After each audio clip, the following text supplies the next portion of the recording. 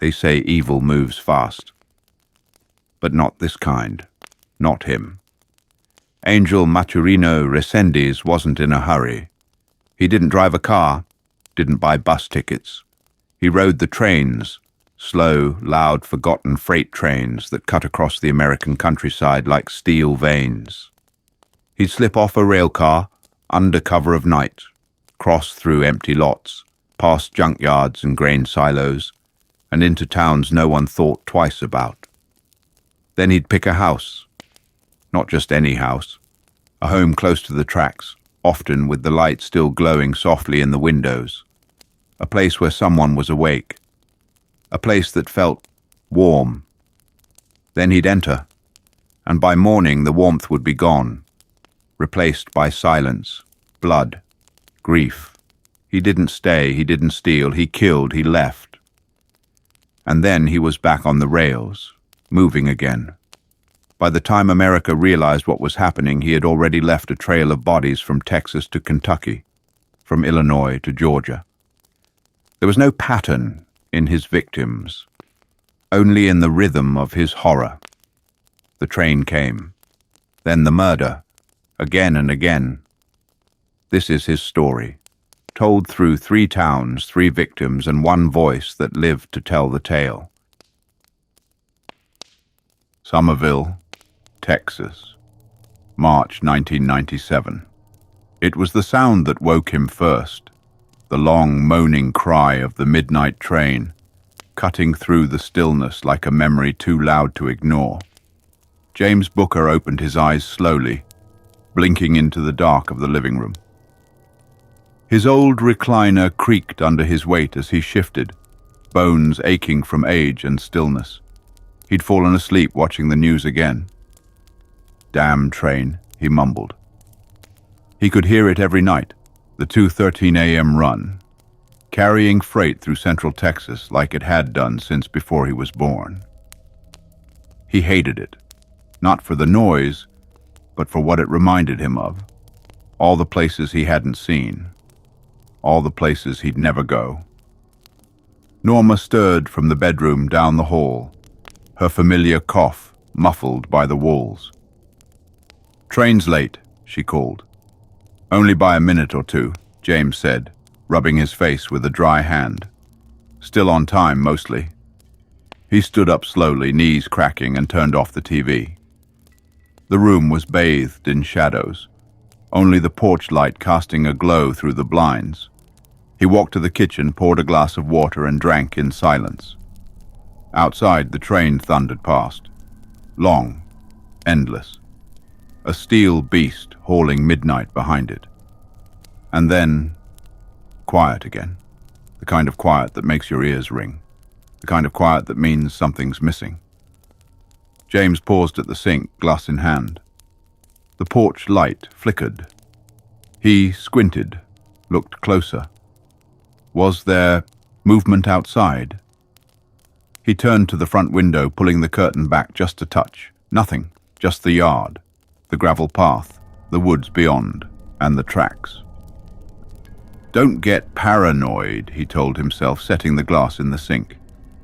He locked the front door, turned the deadbolt, flicked off the kitchen light, and went back to his chair. The next morning, the paperboy stopped his bike in front of the house. He didn't know the Bookers personally, but he knew they were always up early. The porch light was still on. The newspaper he'd left yesterday was still sitting there, untouched. That's when he noticed the door. It was cracked open, just a few inches, enough to feel wrong, enough to make him turn around and pedal back toward Main Street and tell someone. The sheriff arrived 20 minutes later. What he found inside would stay with him for the rest of his life. James Booker was dead in his recliner, head caved in, a dark smear of blood trailing down the side of his face into his collar. His glasses were still on, his lap blanket still draped over his legs. Next to him, on the end table, was the weapon, a brass angel statue from the fireplace mantel, bent, smeared with blood and hair. Norma was in the bedroom. She had been beaten and strangled, her nightgown soaked in blood, twisted up around her knees. Her body had been posed, arms crossed over her chest, like a woman laid out in a coffin. A Bible sat open on the nightstand beside her. Police would later confirm it was open to the book of Revelation. No valuables were missing. No drawers ransacked. No electronics touched. There was no sign of forced entry, but out back, past the fence, through the dew-wet grass, were footprints leading away from the house and toward the railroad tracks. Somerville wasn't the kind of place where things like this happened. Not then. People were shocked, shattered. The Bookers were good people. Church folk, quiet, kind. Who would do something like that? The sheriff's department ran fingerprints from the statue. They got a partial, just enough to know it didn't match either victim, but not enough to identify a suspect. They combed the woods, talked to transients, called Union Pacific to ask about anyone seen on or near the trains that week. Nothing. Whoever did it had vanished. But only for now. 3 weeks later, a deputy would revisit the scene, unable to shake something he'd noticed. The back gate. It had been unlatched. A simple metal hook. The gate faced the rail line directly about 70 yards down a gravel hill. From there, the woods thickened quickly. He followed that trail himself this time. Down the hill, past the old oak tree, over the ditch. That's when he found it.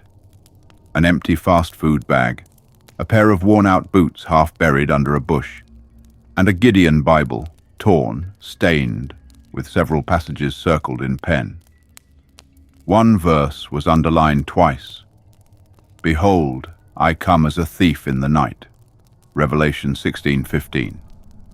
It wasn't just murder, it was ritual. The FBI wasn't called in, not yet. There was no link to any other crime.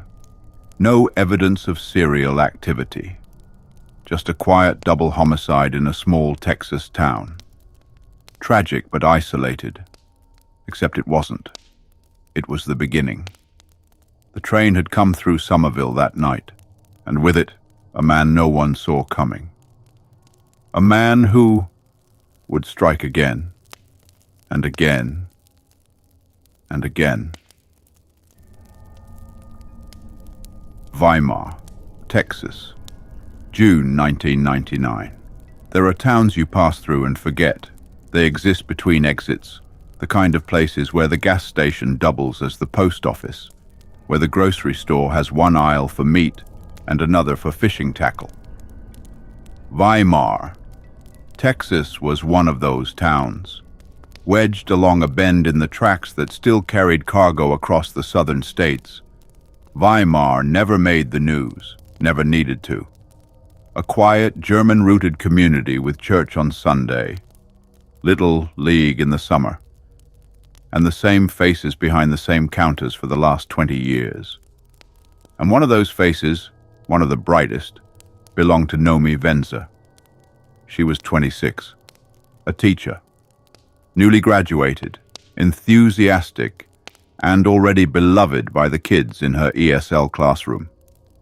She was known for her patience, her shy smile, and her gift for growing things. Her little farmhouse just outside of town had a backyard full of rosemary, sunflowers, and lavender. She called it her sanctuary. She lived alone, but that didn't bother her. Not in Weimar. Until the train came through, and something got off. It was a Friday night, late June. The air was heavy, swollen with heat and humidity. Locals said it was the kind of night where nothing moved except the sweat down your back. Nomi had dinner with her neighbor, an older woman named Lillian Marks, who often brought her vegetables from her garden. She was fine, Lillian told police. Talkative, happy. Said she was going to start painting her guest room. Told me to come by Sunday and see the new curtains she'd ordered. They parted ways around 9:30. Nomi walked across the gravel drive, waved and disappeared inside. Lillian watched her porch light flick on, then turned in for the night. At 1:48 a.m., the train passed through Weimar. The whistle blew long and low. Dogs barked in the distance. Lillian woke for a moment, rolled over and went back to sleep. She never saw the man walking through the tall grass behind the shed. Saturday morning came like any other, except Noemi didn't show up to the school garden event she had helped organize. Calls went unanswered. By late afternoon, Lillian walked over. The house was silent. The porch light, still on from the night before, glowed faintly in the early evening sun. The screen door was slashed, as if by a blade. The main door unlocked. Lillian hesitated. She'd known this girl for 3 years, seen her every week. Something wasn't right. She knocked. "Nomi?" Silence. She pushed the door open. The smell hit first, not rot, not yet, but something metallic, coppery, sharp. And then she saw the trail, a smear of blood across the hardwood leading from the front room toward the hallway. Nomi's body was found in the hallway near the linen closet. She had been bludgeoned with a pickaxe, one that was later identified as her own, normally stored in a small wooden shed behind the house. Her skull was fractured. The left side of her face had collapsed inward from the force. There were defensive wounds on her hands, indicating she'd fought back, but not for long. Her nightgown was twisted, her underwear removed, but there was no sign of sexual assault. Instead, she had been posed, hands folded, ankles together, her necklace, a silver crucifix, placed over her chest. On the kitchen table sat a mason jar of lavender, an open notebook with lesson plans, a Gideon Bible open to Psalms 139. Next to the Bible, a single ripe tomato sliced clean in half from her garden. Nothing else had been touched. Sheriff Thomas DeLong arrived at the scene just before dusk. He'd been a lawman for over 30 years. Knew the town like his own skin. But this was something else. It wasn't just murder, he later said. It felt like a ritual, like someone was doing this for a reason, and he was calm about it. The forensics team noted the lack of fingerprints. No DNA, no shoe prints in the house. But in the garden, things were different. Fresh impressions in the dirt showed someone had walked through barefoot or wearing socks. That person had stepped through the tomatoes, circled the shed twice, then stood still just outside the kitchen window. For how long, no one knew. But the most disturbing detail came from Lillian. "I saw him," she said. It wasn't until the funeral that Lillian remembered clearly. "I woke up in the middle of the night. The train had passed and something made me sit up. I looked out the window, and I saw a man sitting on Nomi's porch swing. Just rocking. Not fast. Just slow." She described him as medium build, short cropped dark hair, wearing a light shirt and jeans, barefoot. He didn't move, didn't smoke, didn't drink anything, just rocked, like he was waiting. She said she assumed it was a boyfriend. Nomi had no boyfriend. Police now believed that Resendiz, though they didn't have his name yet, had been watching her for hours, waiting for the town to sleep, the heat to settle, the silence to take hold. Then he'd moved. Then he'd killed. It was at this point that law enforcement began quietly comparing notes with other departments. Somerville, Weimar. There were similarities, not just the proximity to railroad tracks, but the method of entry, the weapons used from the victim's own home, the ritualistic posing of the body, and the presence of religious items. At a law enforcement summit in Austin later that summer, someone finally said what others were thinking. We might have a serial on our hands. And he's riding the rails. Union Pacific was contacted. Local yardmasters across Texas were shown a composite sketch of a possible transient suspect, though at this point Resendiz's name wasn't publicly known. Several rail workers reported seeing a man matching that description. Seen hopping onto outbound freights late at night, carrying a small backpack, keeping to himself, never staying more than 1 or 2 nights. One man said he saw him near the siding outside Weimar 2 days before Nomi was murdered. He was watching the houses, he said. Didn't say a word, just stared. The man's memory stuck in the investigator's head, because the next time they'd hear a report like that, it would be too late. By mid-July, more bodies would turn up. Illinois, Kentucky, Florida, each one close to the tracks, each one violated in a different way, yet always with the same brutal, deliberate care. It was clear now. This wasn't a rage killer. He wasn't impulsive. He was controlled, methodical, and deeply disturbed. The FBI became involved. And somewhere in the background, behind the screech of steel and the groan of rusted wheels, Resendiz kept moving, drifting across the country like a ghost of his own design. Back in Weimar, the garden still grew. Neighbors eventually came to trim it, but many said it never quite looked the same. The sunflowers stopped blooming. The rosemary turned brittle. The lavender never came back the way it used to. The house was sold. No one wanted it. But the tracks? They stayed. The train kept coming, every few nights without fail, long, loud, relentless. People tried not to listen too hard, tried not to look out the windows, because now they knew something they hadn't known before. Sometimes when the train passes through, something gets off, and not all of it gets back on. Gorham, Illinois, May 1999. If you blink, you might miss Gorham, Illinois. A speck on the map, tucked against the southern edge of the state, bordered by trees, marshes, and a pair of lonely railroad tracks. No stoplight, no gas station, no reason to stop. Unless you lived there. Back then, maybe 300 people called it home.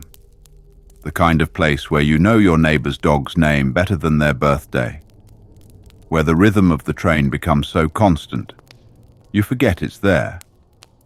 But, on the morning of May 4th, 1999, Gorham remembered the train, and it would never forget what came after it.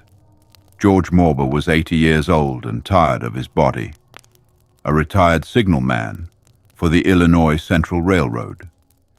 He lived a quiet life on the edge of town, in a squat, white farmhouse not 100 feet from the tracks that had once carried him to work every morning. He didn't do much anymore, listened to the news, kept his recliner warm, and waited. His daughter, Carolyn Frederick, had moved in with him the previous year after her divorce. She was 52, wore big glasses, loved birds, kept a bird feeder outside the kitchen window, and wrote letters to her son in Carbondale every week. She was also the kind of woman who kept her back door unlocked during the day. Gorham was that kind of place. Or it had been. The train that came through Gorham on May 3rd was unscheduled. An extra run hauling ballast rock to Missouri.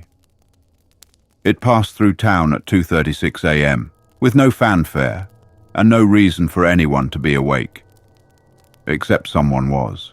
Someone who'd ridden it in like a passenger from the underworld. At dawn, a neighbor across the street, a man named Leonard White, noticed George's front door was wide open, not just ajar, swinging in the breeze. He walked over, calling out. No answer. Inside, the air felt wrong. still, stale, like the house itself was holding its breath. George was found still seated in his recliner, shot once in the back of the head with a small caliber pistol. No sign of struggle. His oxygen tank had been knocked to the floor. Carolyn's body was found outside in the backyard near the garden shed. She had been beaten with a garden tool, later identified as a hoe, snapped at the handle, its blade warped and streaked with hair and blood. She had tried to run. There were drag marks in the dirt, but the killer had caught her. And when he was done, he left her on her side, eyes open to the sky. Inside the house, there was no sign of robbery. Jewelry untouched, credit cards in her purse TV still glowing from the night before. But on the kitchen table was something that didn't belong. A printed train schedule. Circled in red ink was the line that ran directly through Gorham. Just above it, May 3rd, 2:30 a.m. No one in the family owned a printer. No one subscribed to train schedules. Investigators found two more things in the living room. A Bible, open again to the Book of Revelation, and a napkin folded 3 times with something scribbled in pencil. The wheat and the chaff shall be separated. I am the threshing. They had seen this kind of behavior before. Now local police weren't the only ones interested. It didn't take long for the Illinois State Police to connect the dots. They reached out to law enforcement in Texas and Kentucky, who were now well into tracking an unidentified serial killer riding freight lines across the country. The working theory was this: the killer didn't drive. He didn't fly or rent cars. He was traveling by freight train, often hopping off in the middle of the night and entering nearby homes. The choice of victims? Mostly women, mostly alone or with a single relative. All living near train tracks, weapons, almost always something found inside the home, and most haunting of all, see, the killer appeared to linger at the scene. To leave messages, symbols, or religious artifacts that made investigators suspect a distorted spiritual motive. In the case of the Morbers, he left scripture and a schedule. That was more than just killing. That was messaging. A day later, authorities received a tip from a rail worker in St. Louis, about 100 miles west of Gorham.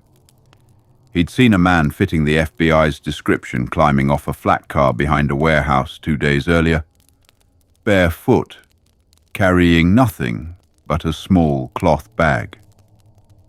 He didn't speak, just stared, then walked down the tracks into the trees. The worker thought nothing of it until he saw the news about the Morber killings. There was something about him, he said. Calm, like he wasn't sneaking around, like he thought he belonged there.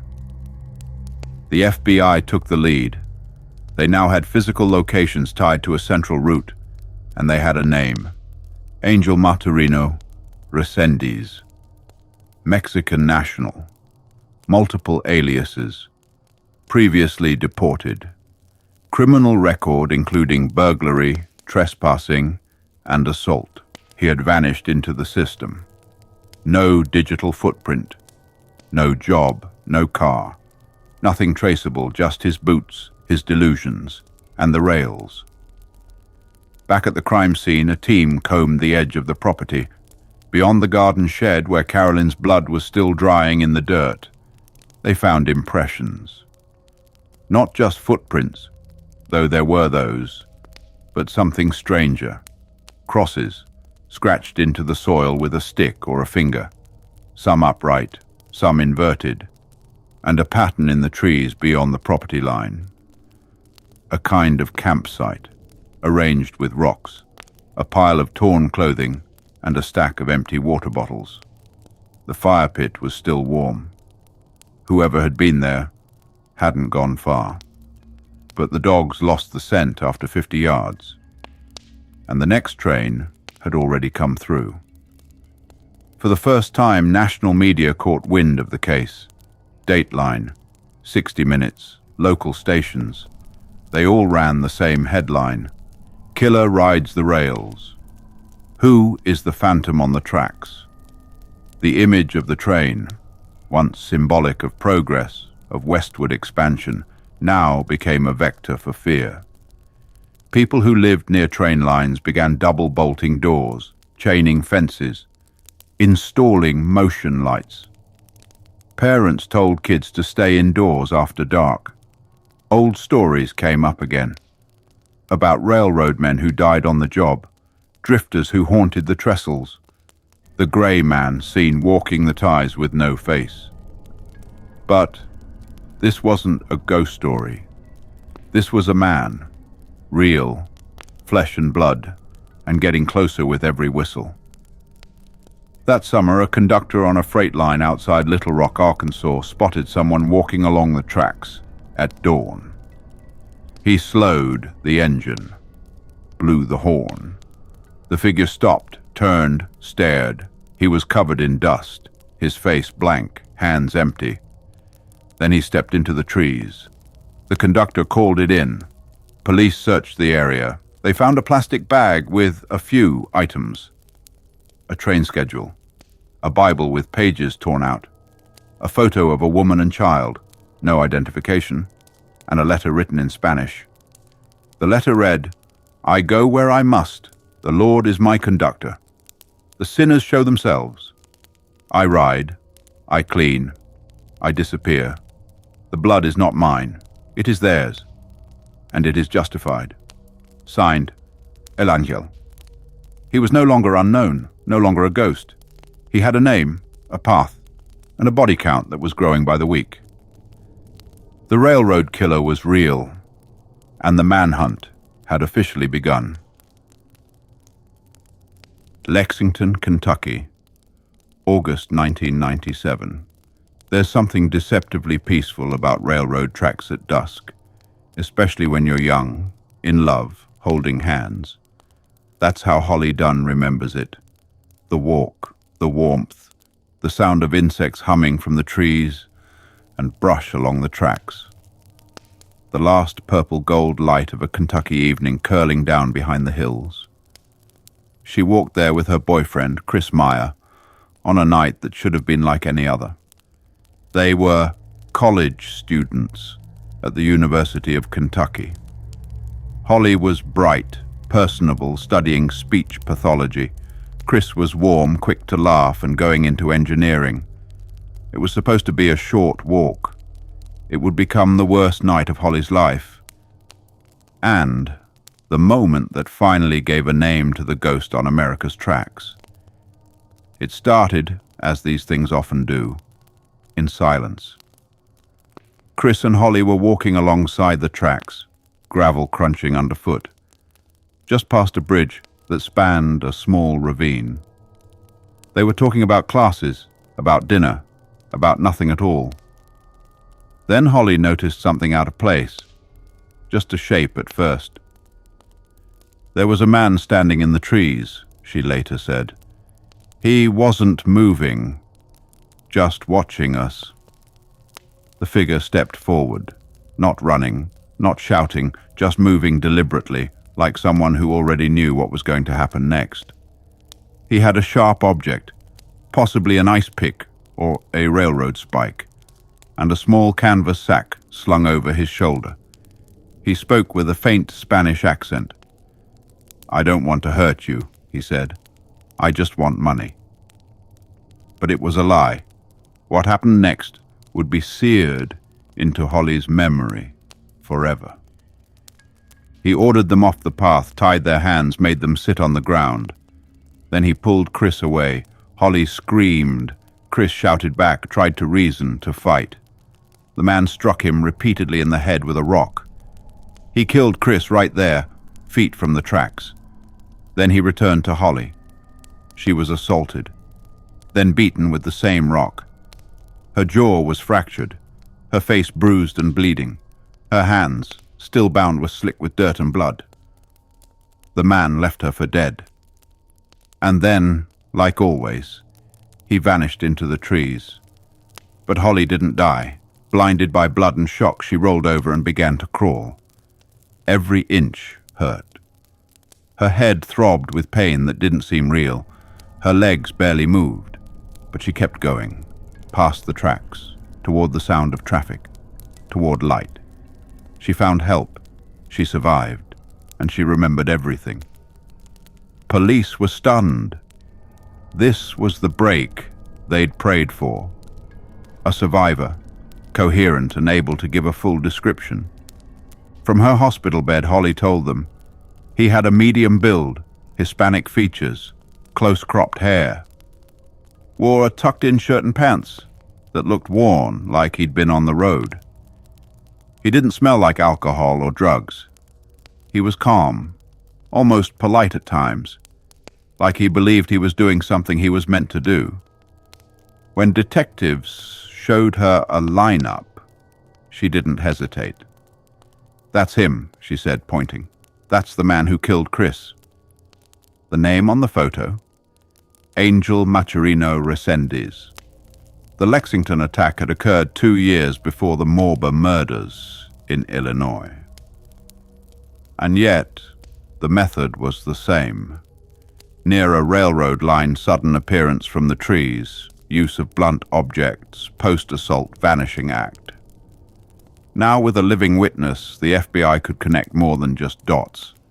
They could connect people, victims, and finally names to faces. Resendiz was no longer a ghost. He had a file, a rap sheet, multiple aliases, Rafael Resendiz Ramirez, Angelo Reyes, and others. He'd been arrested before, deported before.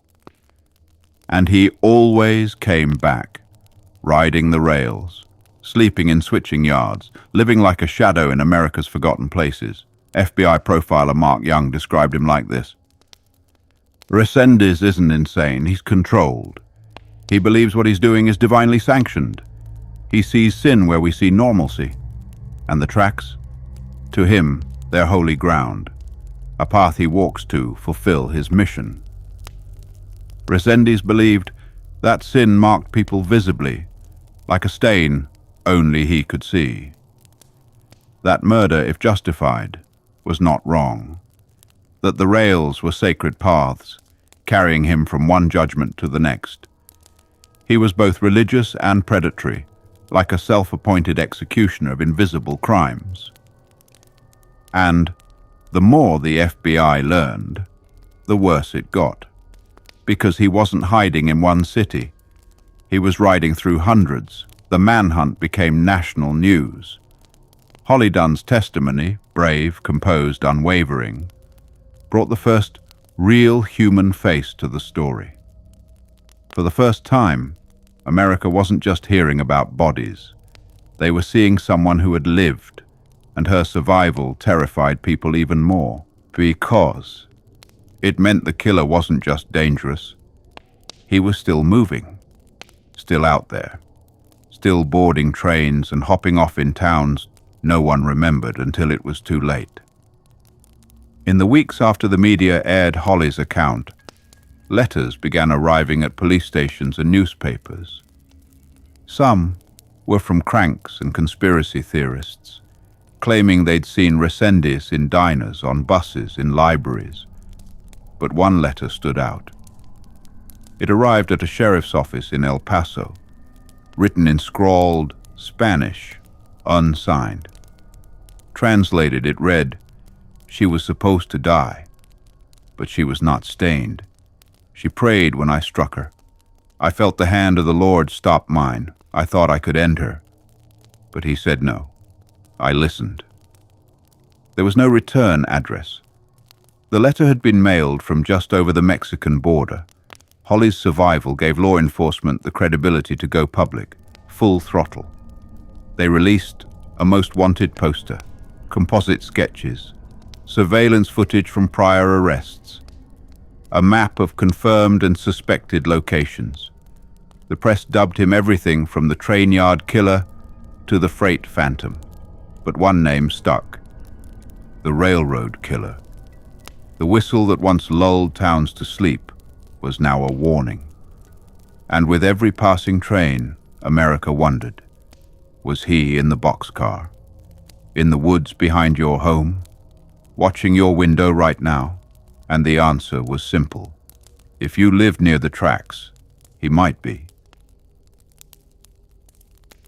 It was the summer of 1999, and America was fully awake now. There was no more guessing, no more whispers. The face of Angel Maturino Reséndiz was everywhere. Television, newspapers, post office bulletins.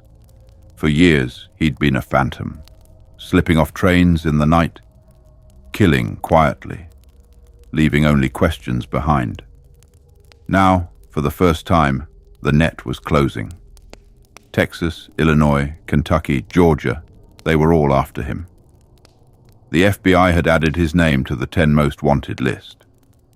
A reward of $125,000 was offered for his capture. And still the man remained invisible, until something unexpected happened. He gave up. It started with a call.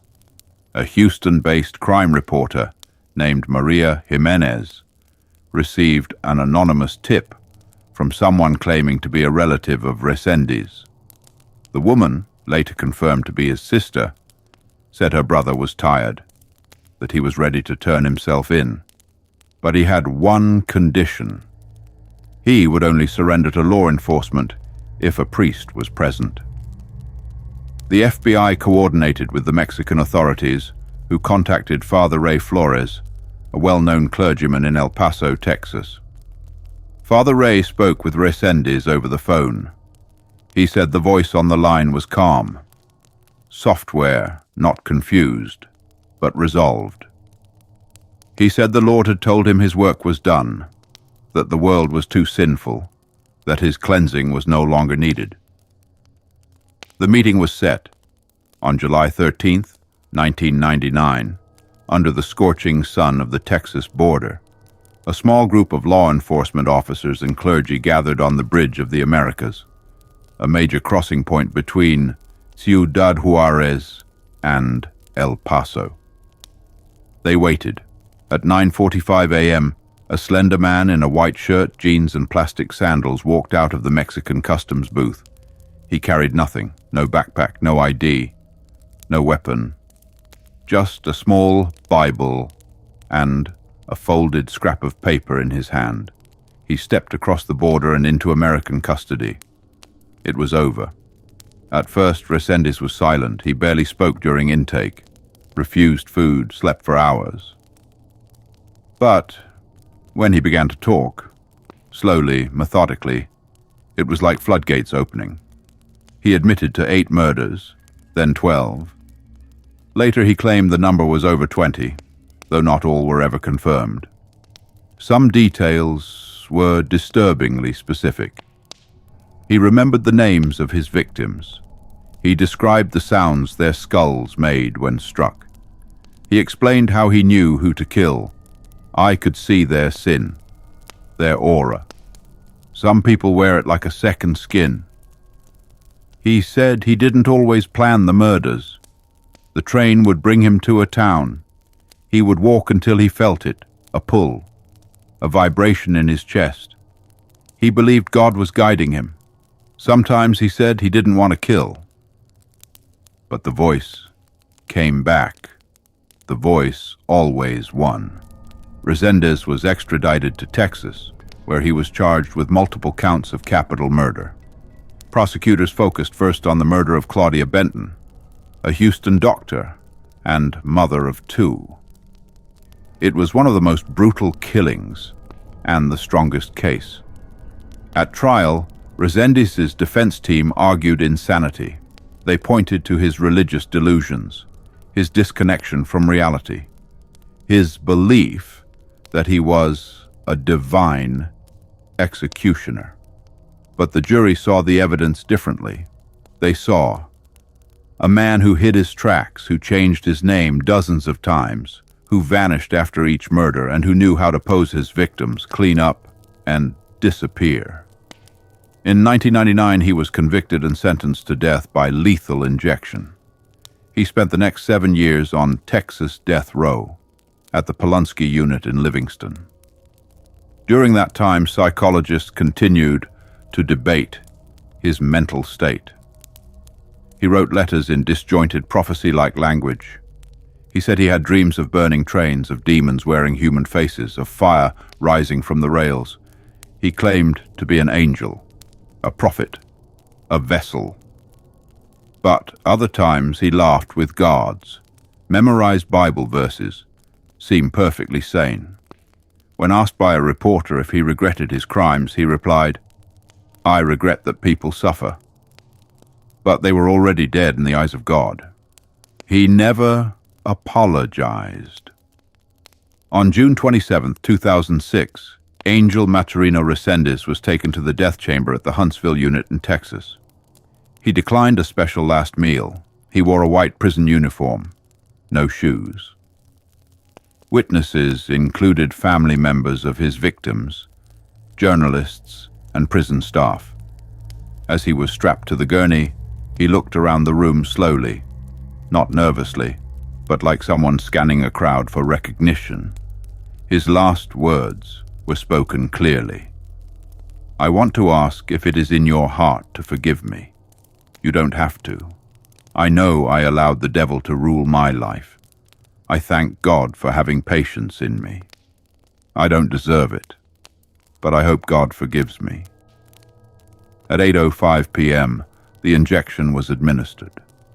He was pronounced dead at 8:17 p.m.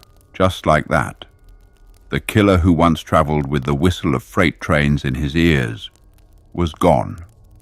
Today, people still remember the name, especially in places like Somerville, Weimar, Gorham, Lexington, towns that live by the rails, towns where the sound of the midnight train still rattles windows and wakes babies. But now the sound carries something else. Memory of the man who rode the trains, who walked through backyards and gardens, who watched from porches for hours without moving. Of the man who believed he was chosen, and who left nothing but blood, silence, and a Bible in his wake. Closing thought. Evil often hides in plain sight, sometimes in the woods behind your home, sometimes in the stillness between whistles, and sometimes it rides the rails, quiet, waiting, until the town is asleep. Then it steps off and starts walking. Thank you for joining us this evening for late-night horror stories and true crime. If you enjoyed our story this evening, be sure to hit the like button and subscribe for more.